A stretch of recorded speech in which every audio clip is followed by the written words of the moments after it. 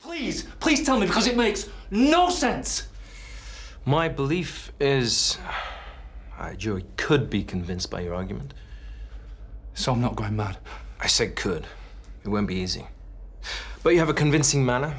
You're passionate, earnest, all things we need to use to our advantage. Now, tomorrow, at the plea hearing, you will be pleading not guilty, I assume. Of course, how many more times?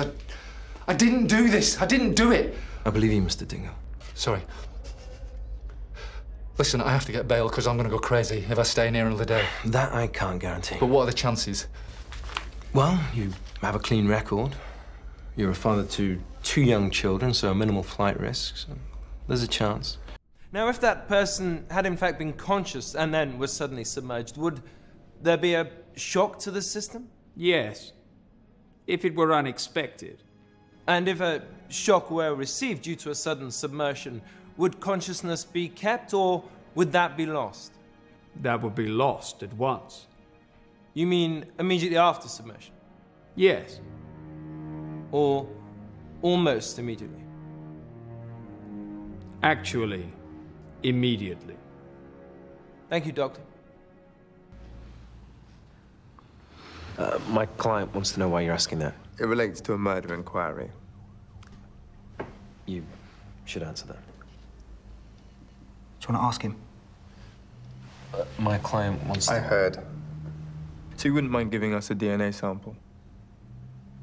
Your Honor, my learned friend says there are substantial grounds to believe that Mr. Wicks would fail to surrender to bail. He's trying to walk free. He tried to rape my sister. Simply nonsense. What we do know is that after Miss Gosker told you she was still in love with her ex, she used a taxi. Do you know where the taxi driver took her? Yes, to the police station. Did you also know that this taxi firm she used makes a log of all journeys?